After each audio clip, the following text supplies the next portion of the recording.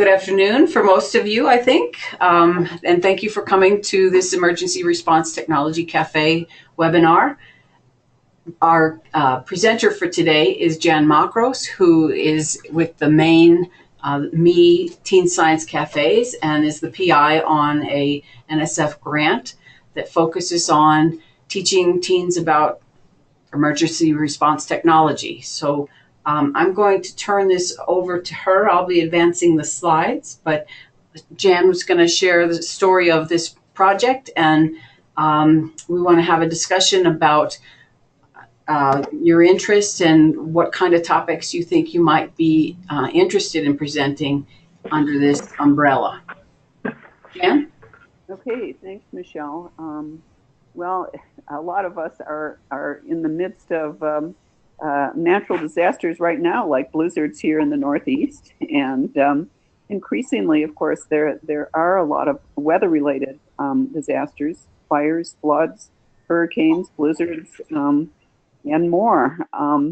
We last fall, after the trio of hurricanes happened, submitted an NSF grant to see if we could develop some materials and tools and a format for having what we're calling emergency response technology cafes.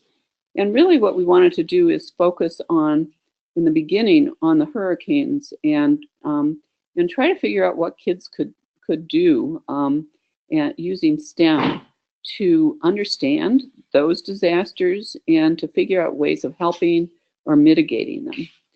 Michelle, could you go on to the next slide?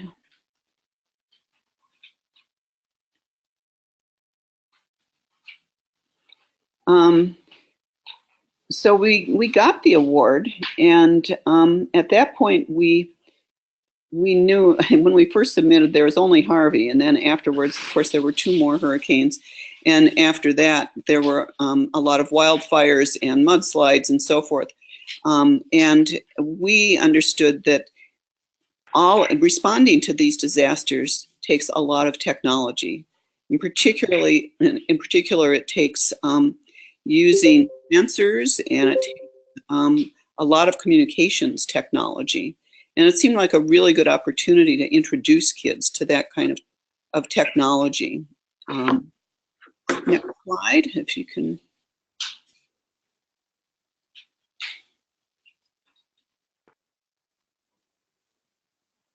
So what we've been developing over the last 3 months or so is a resource bank, really, with lots of hands-on activities, ideas for who could be speakers, people at FEMA, local people who work for Civil Air Patrol, all kinds of scientists and emergency response people. We've also put together 2 or 3 videos, and a couple of you are involved in those videos, that show how people are responding to these emergencies using technology. And we'll talk about one of these at the end. We're also going to be developing a game, a trivia game, which is a common feature of a lot of adult science cafes. And the game will also serve to help us assess what kids know about technology and how it's used in disasters. Next slide.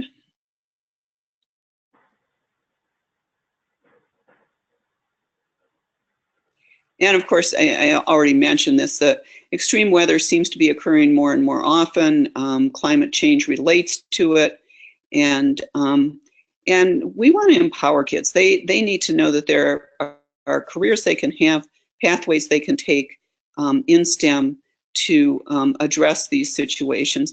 And you don't have to be a PhD scientist. You can do community college, get a certificate, and be prepared to be some kind of emergency responder. So there's lots of ways of being an emergency response person and using STEM in that role. Next slide.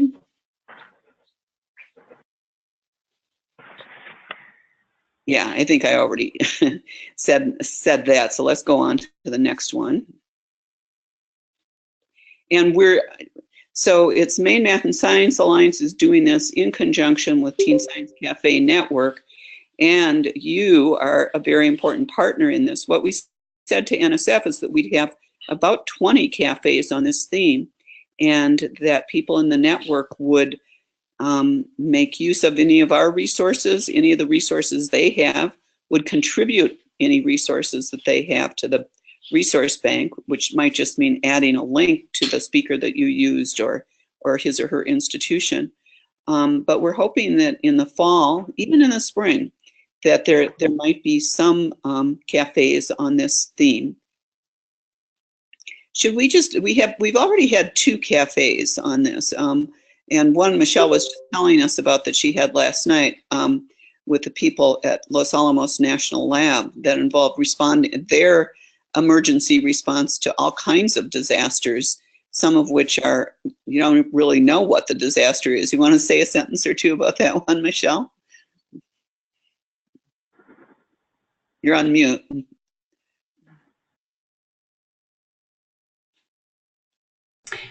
Last night, we had a team of about 10 emergency responders who have backgrounds in anything from explosives to EMT degrees to chemistry, physical biology, or they're industrial toxicologists, all kinds of things. And they brought out all of their technology for our teens and showed them how it works, and went through scenarios of if you've got a white powder and you're entering a building, you know, what are the steps you do to address, you know, to protect yourself, and then figure out what this white powder is or what this gas is or different things. The teens got to try on all kinds of different protective gear and learn about a handheld Raman spectrometer, that $80,000 that the scientists go around and use in every one of their kinds of responses.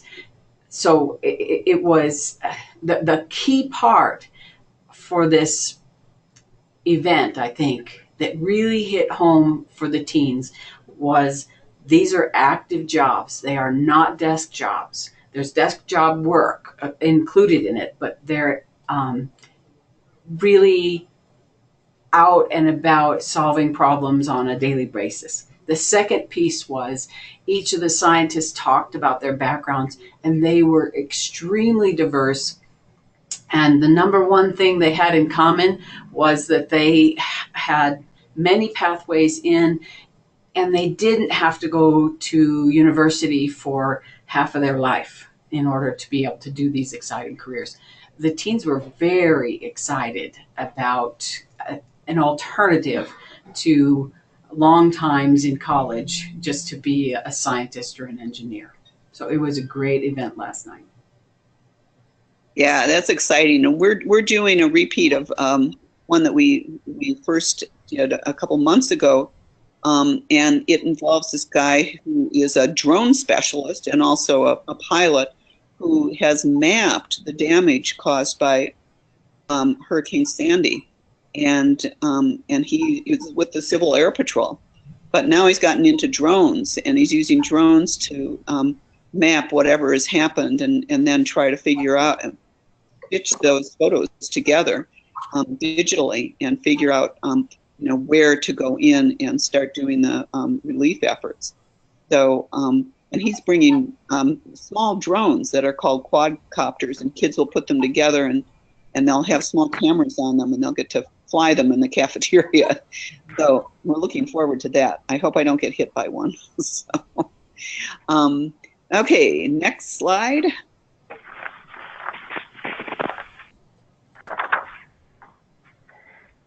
So we'll stop for questions here, but basically the way that this works is if you'd like to do one of these cafes, we sort of think of it as a themed cafe, one where we have a few resources, so you're not necessarily starting from scratch, but we want to know how different people use these resources and how they find speakers. And so if you'd like to sign up for one of them, that's the link, and we will provide that for you afterwards. And there's a few other things that we do have a $100 stipend. I think this is on the next page. if you sign up to do this, we have a $100 stipend for you for supplies. Oh, there's some of our resources that you might want to look at. We've also got career resources. We've got all kinds of recent articles about disasters and how technology was used to respond to them. And the first one is a video that is really interesting to watch. It's by a 19-year-old kid at Colby College who invented this. It's called a text bot, and it's a way to communicate with people just using with cell phones about where emergency shelters are. And so he invented it, and now FEMA's interested in supporting it. Yeah, and it's a good story. Okay, so on the next page, I think we have the things. If we decide to do this, wait, that page is gone. It's the one before that. I think it is on the Bitly. If we click, can you click on the Bitly thing? So, which one? You want the resource list or the careers? Maybe no. Well, anyhow, there was one more slide in the deck that I had that said tells you a little bit more about what to do if you want to sign up for this. And we are providing, as I said, a $100 stipend for people, or for an honorarium for yourself or a speaker. And what we need in return is for you to just tell us how it went and how many kids came to your cafe. The Bitly thing earlier in the, it's on the prior page, is a sign-up sheet basically. And if you tell us what month you want to do it, and there it is, yeah. What month you want to do it, who you're going to have as a speaker, and what you need from us. We're very happy to help you, and provide whatever resources we can. So, questions? Hi, this is Alex Rose in Colorado. Can you guys hear me? Yes. I hopped on a little late. I had jury duty this morning that I just got out of, so I made it in the nick of time here. I apologize if you answered this question at the beginning and I missed it. But I was wondering about so the theme is emergency response technology. We have several scientists here at CU who are looking at emergency or sort of disasters like as scientific phenomena, as ecological phenomena. And obviously there is but it's sort of a more like almost like a historical perspective. So I have somebody that I spoke to a couple days ago who studies like the role of humans in starting wildfires. And so it's related, but it's not exactly emergency response technology. I'm wondering whether that qualifies. I also had somebody who looks at the social impact of disasters using Twitter data. So, it's related, but it's not exactly emergency response. Somebody else actually also, one more topic that I thought might be appropriate, and now I'm kind of questioning, is the relationship of kind of predicted rainfall with climate models and the impact on landslides. So, she's using climate modeling specifically to look at areas of high development that maybe where that overlaps with predicted increases in rainfall with climate change and the threat of landslides. So, all themes of natural disasters, climate change, and science, but not necessarily emergency response. So, yeah, I think they still qualify, especially the first two, because this whole thing about the sociology of natural disasters, and it does get at how people are set up to respond, and what kinds of human networks do we need to respond, not just technology networks. Alex, the key component is applications of technology. That's common across, be common across all these projects. And so I think the trick is to identify the technology, even if it's Twitter, perhaps.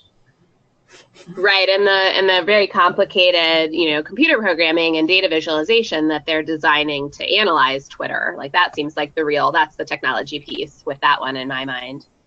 Yeah, is the woman's name something like Lisel Page? Yes. What's her name again? Lise St. Dennis. Okay.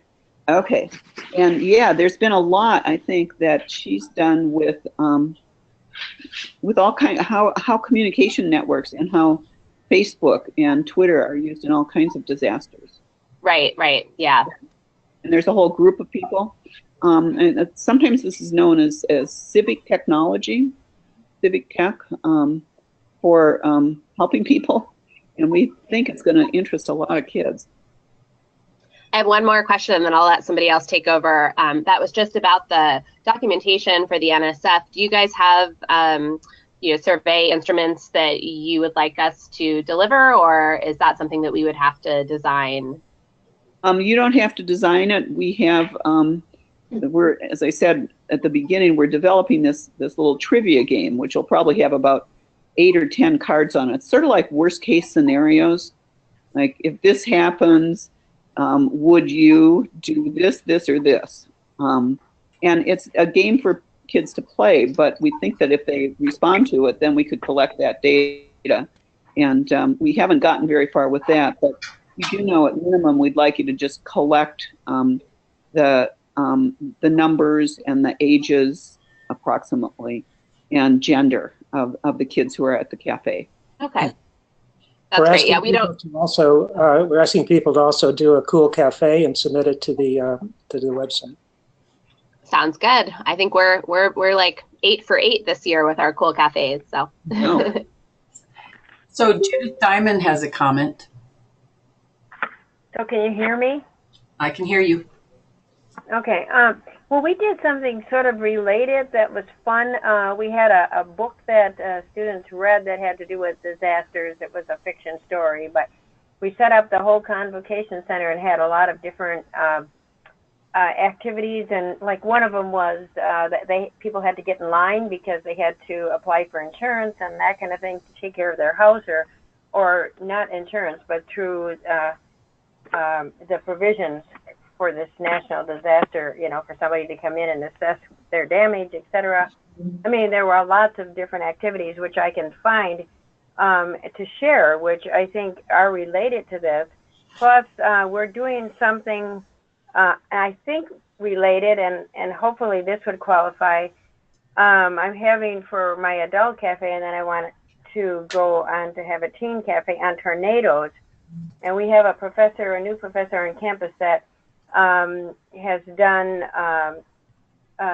some early predicting of tornadoes and and also how it relates to climate change, and so really how we looked at tornadoes in the past, what the future is going to look like for predicting tornadoes and trying to avoid some of these disasters, which are increasingly very costly. And there's been a lot in the news about, so why didn't somebody predict that in time to have some of those people saved, etc. So we're doing it from a different disaster. That's fine. A tornado is a related disaster, and yes, absolutely. There's some new nowcasting tools, they call them.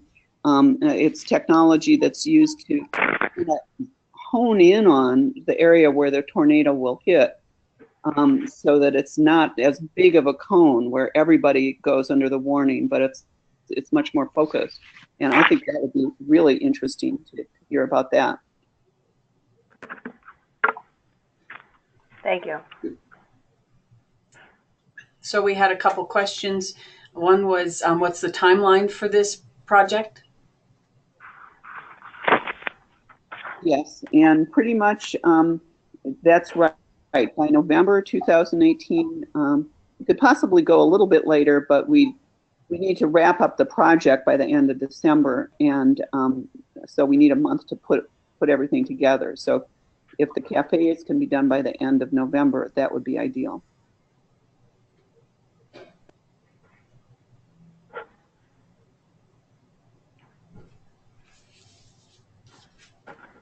other questions?